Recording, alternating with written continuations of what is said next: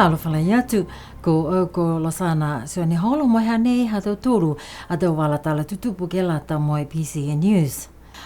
Ko whamori ai he whanau ke pule taha mata whakatu whanau ke he whakawhitu ianga he mga whaua he whahita puka mole.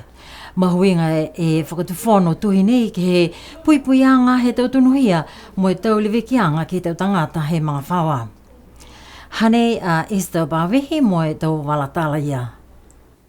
Mai longa foki ke whakatu whanau fōu nei, e tau hiki anga mai he tau whakatu whanau tohi, he tau tahi awhi hiweseo anong fulma ano, mo e tau tahi awhi hiweseo anong fulma walu, hanga ia ke he tau tonuhia ke lata me tau tangata tāne, mo e whiwhine kua lewe no nofo toko ua, kai nā kai whakamau ko tāne mo e hoana.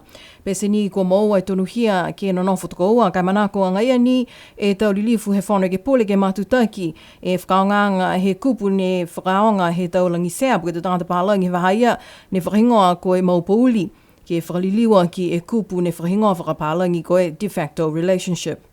Ko whahikianga whoki ke he tau matafotu whono tuai ke whakata e tāne ke whakakiwa hana hoana marital rape as a legal defence ko utakehe mai he tau matafotu whono he motu. Ko whahikianga whoki ke he tau wala whakatu whono ke lata moe whakaosi he maweheanga whakamau tāne moe mau hoana. Whakamua tōlahi e uka ke maua e mawhala ka wewehea e hoana mai tāne, ka e ki lalo hifo he whakatu whono whakawhitu ianga he mga whaua nei, kua muka ke wewehe ka nākai kua manako laua ke matutaki e whakamauanga. Ko tau wala fōu ke lata ia mo tau puianga, mo tau lewekianga ke he tau whānau, mo tau tunuhia kua haha ke he takitaki e whahinga hoa whakawhili, mo tau iki whakawhili ke whiwhili e tau seanga kua lata ke leweki ai e tau whānau kono nofo masimaske lea. Sipihia whoki e tau puianga, mo tau lewekianga ke lata, mo tau mamatua fuakau, mo tau tupuna he tau mga whaua. Ko e la ia whoki kua whai matawhakatu whono ke pui mo leweki e tau tangata he mga whaua ne whai masimaske lea ke he tau keli whakamamahi he taha, domestic violence. Pihia e mahuinga ke he matawhakatu whono whou nei, ko e tahe sea ua fulumawalu e wala he katoa. Ko e aholotu he whahitapu e kua male ne kua whakamoli ai he tau lilifu he whono ke pole ki loto he alautolua pako whono e taha matawhakatu whono tohi ko e whakawhitu ianga he mga whaua ua awhi ua fulumaua. Ko e la ia kua whai whakatu whono tohi ke whakamahino ai ke whakawhitu ianga mawhala he mga whaua. Puto ia ai ki ai lewekianga he tau whanau, lewekianga he tau mamatu whiwhine, sipihia e lewekianga he tau tupuna. Mole e hongo fulu e tau he ngahua ki ai e tau pulotu loea, ko lau tōle tau ofisa he whakatu whano, si pihia whoki e tau matakau mai whafo e lango matai ke whakatoa e matu whakatu whano nei, kua whakamoli ai he whano e ke pule he whahitapu e kua mole. Ko e ki pule he taha mga hala ko lilifu ko Jones Sisiata taha wha Williamu, ne oki ia ke he pungi whalaili he whahitapu kua mole ke he whalenga ngāu Niue fō. Le mong whamao ne tau mui hana, ne whakamawehe hana a tau toi mangaho ke Kalesia Kerisiano a Luffy. Hanei e tau walatala ia. Ne whakahoko e whakalilifuanga ke lata mo lilifu ko John Williamu ke he Kalesia a Luffy, he mole matahola taha ia whlaile.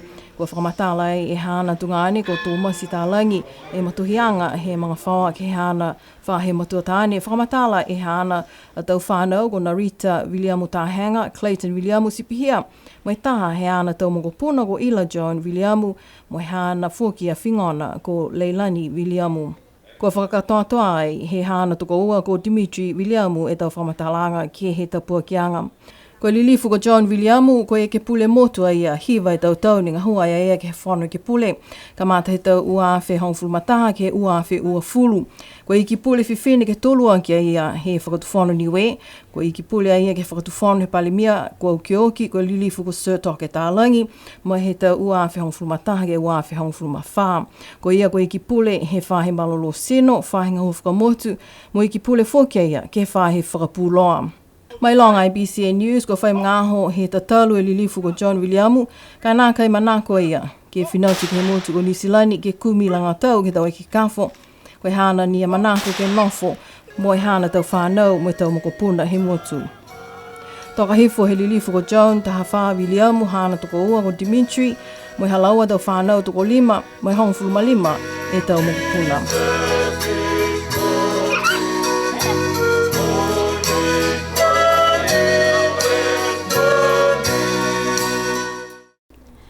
Ke he awhewhitu loto he whaetau puka mole, ne whakamana tua e hong fumalema e tau kua whakawhitui a Niue me motu ko saina.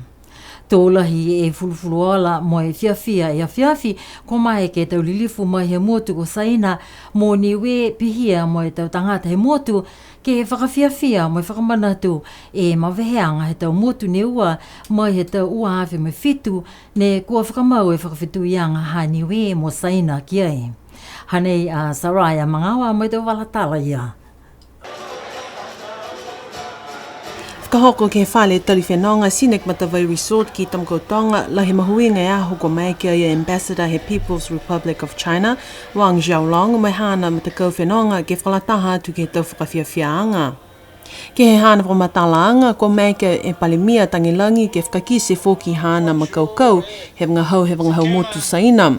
Kai mua tu e hana to manatu whakau e ke he whakatuwhono ha saina ke he whakawhituianga wa maua ka fua mai he mangaho ne whakamau he tau uafu mai fitu.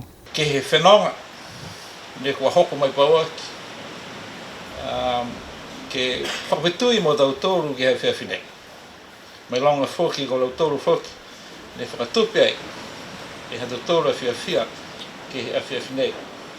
Pihia e lau tōru a whiawhia hape mailonga anga. He hatu tōru a whia kapsinga aki. Tauri mai he tau tau uawhi fit. Mai longa whoki, lau tōru ke mtakau whakamua haia. Mai he tau motu atu motu I wha. Ne tau sea I maweheanga. Ke he mai mo Niusilani. Ke eke ai mo kapisinga mai motu nei ke mahani whai uta whekau mai wheramatai aki, whai kapisinga aki. Mo e tau mena ia ko ki sia da tōru ne kua munuina da tōru ki ai ke wahau nei. Kua whamatala fōki Ambassador Wang Xiaolong me whakakise ia hana tau manatu hokulo ke he palimia ke he hana whamatalanga kua lali ke he wangahau saina. Lahi whakau he Ambassador ke he whakawhituianga ha Niue mo saina kua whakatumau mai he tau kua male. Lahi fōki hana whakau ke he tau langmatai ha Niue ke saina ke he tau mga hala mas ke lea mai kua uka. Amana kia ia ke whakatumau a Niue mo saina ke whakawhitui me whekapisinga ke he tau kua ono mai mua. Ko liu whenonga tu Ambassador Xiaolong mai hana matakau ki Niusilani hea whlaile he whahita puka mole. Kua whamolia he whono ke pule he whahita puka mole e whakahuianga he mata whakatu whono mai tau tupe lang matai tau whakau mo tau masamasakelea uawhi uafu maua. Ko e whakahuianga ne ke malikisi hake e tau mahina he maua ai e tau tupe whakau mo tau tupe lang matai ka oatua I ke he motu ko Niusilani. Ke malikisi mai he tūru e mahina, ke he ono e mahina. Hanei esta pawehi mo tō walatala ia. Ko tau hiki anga nei, ke maua e tau tupe lango matai, he tau mamatua fuakau, ke he ono e mahina, malikisi hake, ke he tūlu mahina ka watu e lau tūlu ke motu ko Niusilani. Ko whiwhili anga nei, ke lango matai e tau tangata Niue, mō lau tōlu e tau tangata no Fomotu, ka watu ke he motu ko Niusilani, ke kumi lango matai, whakawhahe malolo sino. Puto ia ai fōki, a lau tōlu e tau tangata kua ngahua, he whakatuwhono tunga e hukui ha Niue ke he motu ko Niusilani. Whakamama he e ke pule lilifu ko Riki Makani ke tau he nei, ha koe tau manako he tau tangata ke lango matai aki a lau tōlu kaua atu ke he tau motu ko Niusilani. Pehea ia koe lau lahi he tau mamatua kaua atu ki Niusilani ke lātu me whahe malolo sino, nā kai katoa e halau tōlu a tau whakatokaanga mo tau e ke kāwho ka tōlu e mahina, koe lau lahi tau mga aho, koe loa e halau tōlu tau mga aho ka whakatali ki ai. Kua whakakise fōki tau manatu he lilifu palemia, Honourable Dalton Tangelangi, hangau ia ke tau hikianga ke lātu mo lau tōle tau Niue o mai he tau motu kehe. Kua whakamahino ke he whakahuianga he mata whakatuwhono nei, kua whai whakakaupaanga ke he tau mga aho kua lāta ma lau tōlu nei ke tohi oli atua ke whakatuwhono ki maua e tau tupe lango matai mai he whakatuwhono. Kua whakahoko hea whaiumu ka mole e tau whiawhia whamanatuanga he tū e tahasi au tau he whakatū e maanga tosi ko na mukulu. Wewehe mai he maanga ko tuapau ho motu he tau tahiwa uafu maua. Kua tolo atu e tau takitaki he whakatuwhono mo e kalisia Niue mo e tau tangata he motu kua wenai ke he taunanga he maanga ko na mukulu. Hanei esta pawehi mo e tau walatala ia. Hoko mai paua ki foki whalu e tau tupuna mo i tau mga whaua hana mukulu he motu ko New Zealand ke kau whakataha ke hau mahuinga he maanga. Taha ne hoko mai paua ki koe tupuna ko mele sioni holo hivung fumataha i tau maui hana. Ko fua ki angi e lilifu ke fusi e ia masini tahe se au tau mo e hawhangi e tau whakaholoanga fusi masini.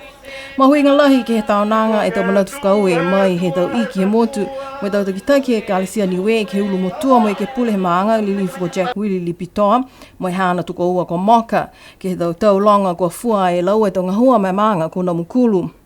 Kua fia ai hakua mai ki kau whalataha atua laua ki he aho mahuinga he maanga. Hanei whalu he tau whamatalanga he aho lilifu he maanga ko na mukulu, hanei takitaki he matakau takitaki maanga na mukulu ko hili mana hili ngutu. Haia mapa! Hokota ia taua ke aho nei ne mohe misi a koe ki ai mamatua. Pe he mai a koe. Tau se aho, tu tau taha se aho hana mukulu. Sila he whakaue hako pihia hawa to manatu. Si pia whoke a motoro tau takitaki maanga. Ko meke e a motoro ke taria hawa manatu. Moe o moi whakalahe motoro mata. Ke munina koe ma Papa Jack Willy. Pa nea sa pena Lipitoa. Pihia ni ka tau toro osi ke mga aho pungi nei. Whakalofa lahi atu ka tau toro. To tala kuku ke lata ia moe ha motoro maanga. Ono mai a motoro ke whare tapu e ha motoro. Ne wari ni e au tokota.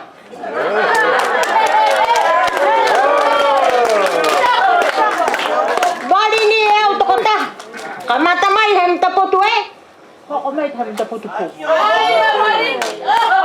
Kua whamatala ai he lilifu ko fisa pingia e whalu he tau tala tufukaholo ke he weweheanga mai ha na mukulu mai he maanga ko tuapa o homotu he tau tahe awhi hiwisia ua fulmaua. Ato hoko mai whoki ki haha ua maua he tau tahe awhi hiwisia ua maua. Tau si ai whoki e whiwhiriang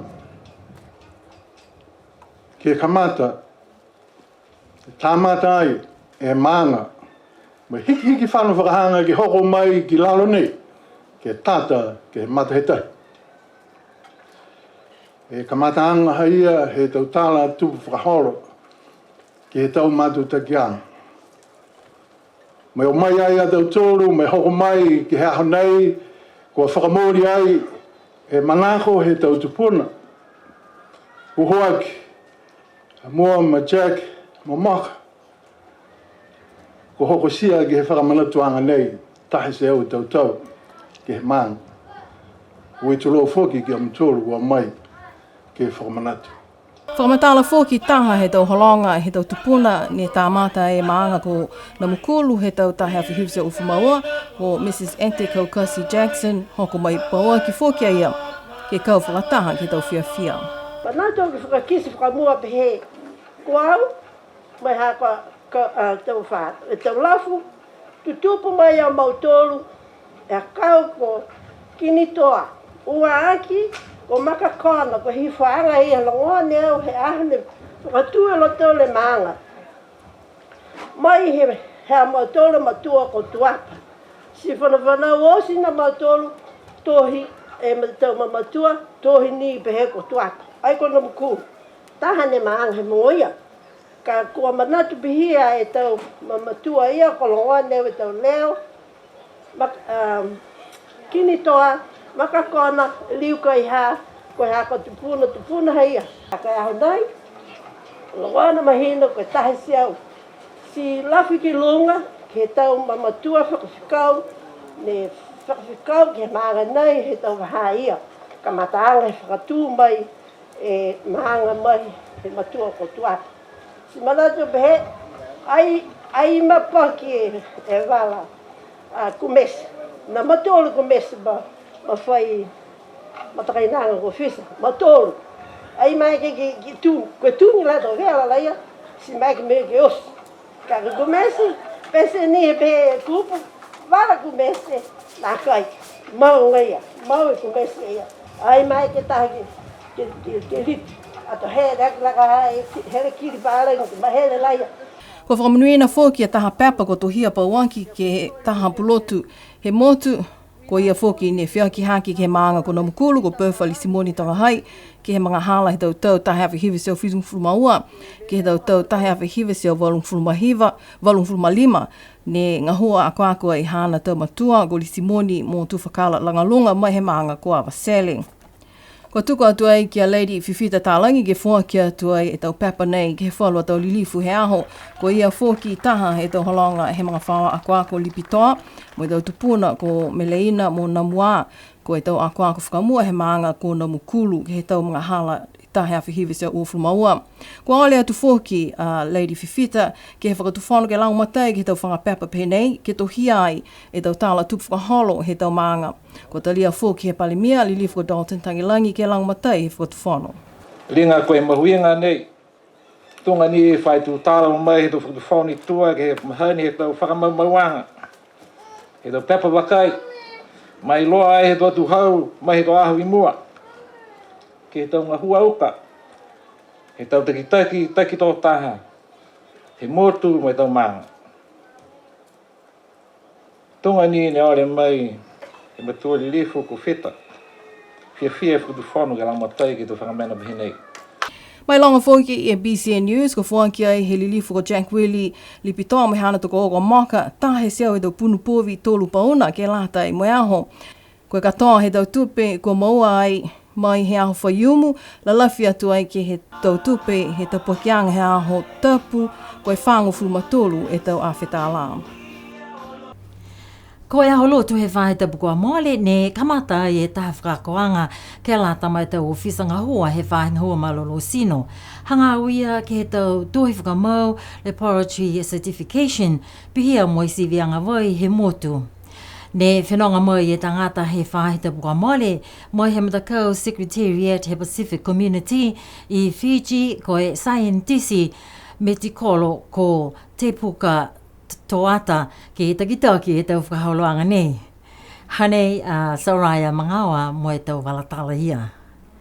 Kua whakatutala BCN News me takitaki he whahinga hua malolo sino Griselda Mokoia he aho tuloto he whahita puka mole ke he tau whakakoanga nei. Mga honei ka hani hoko mai hatu tolu a ofisanga hua mai he Secretariat of the Pacific Community ke riu ke tau se foki e tau whakamulianga ke tau ofisanga hua ke lata ke mau e whakatanga ke tātu e tau sample hatu tolu ka haki ki New Zealand poko tau mutu whi foki ni hakua moale atu e tau aho he tau certificate ka e tau ofisanga hua mai tau awhawhasi ke whakaonga e tau certificate ia. So ke whakafou he tau certificate he mga honai ke mau e whakatanga he tau ofisanga hua ia. Ke tau se he tau tūra tau sample ke tātu ke tau se tau kumkupianga ke mutu ko New Zealand.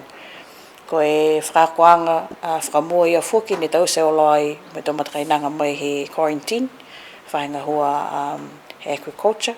So ko e whakakoanga ne kamata ke aho ene ofi, puto ia ai alo tūre tau ofisanga hua mai whainga hua vai, pia whoki ni mo e whainga hua takataka i mutu.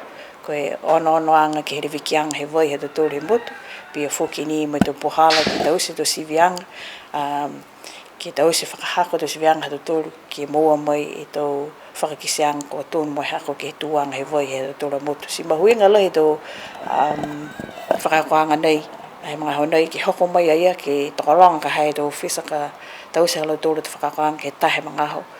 Ke ono atu ke he tahe ne tangata ka whinatu ki tau se tau whakakoanga si riu mai. Pehea Griselda mahuinga e tau whakakoanga nei ke whakahanga mitaki mai whakaholo ki mua e tau whakaholoanga sivi he whahinga hua malolo sino he motu mua atu ke he tuanga he motu he kovisi hongfluma hiva pihia whoki moe vai. Hakua mai longa whoki ke he mga honei kua tumau e tau tangata ke tūne tau vai po ke whakapuke tau vai mai he tau tula kua mitaki mai mea e vai ki ai.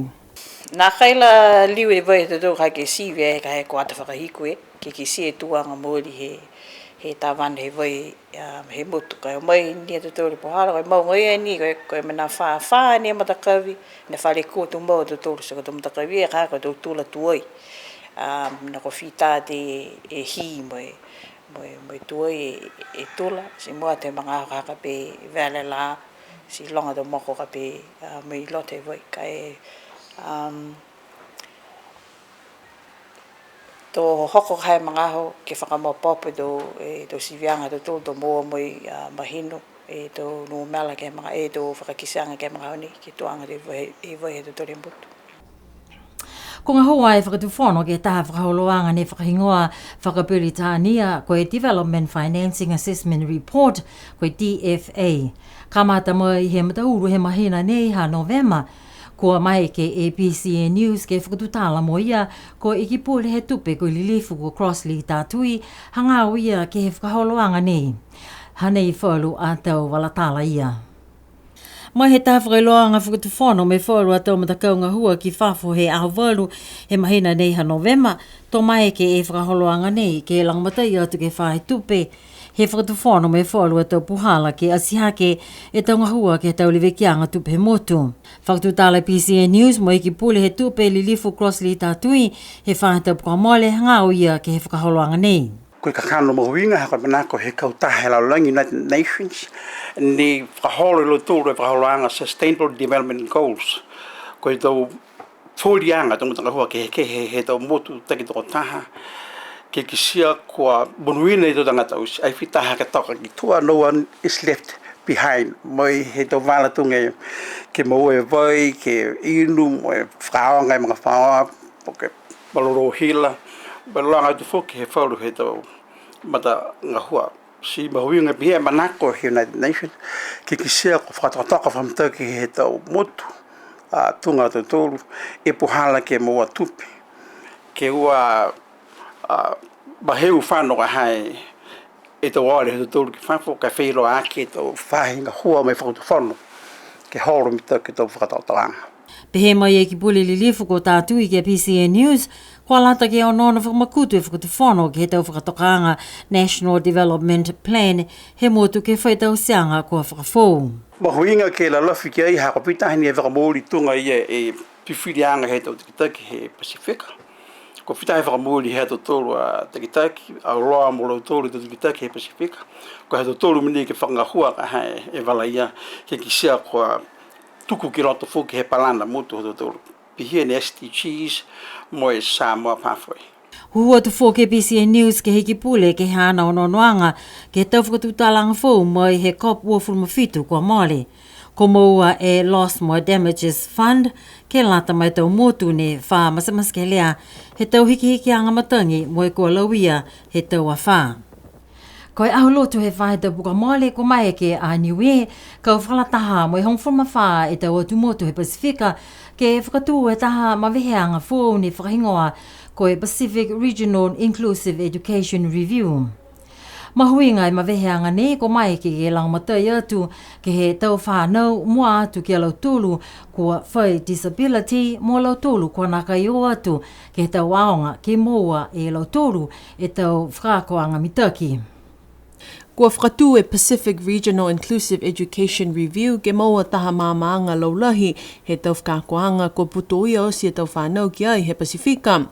Whakawhetui me tau atu motu ke whakatutala me whakako au loa me asihake me whakamalolo e tau whakatokatakaanga me tau whiwhilianga laulahi he tau atu motu he Pasifika.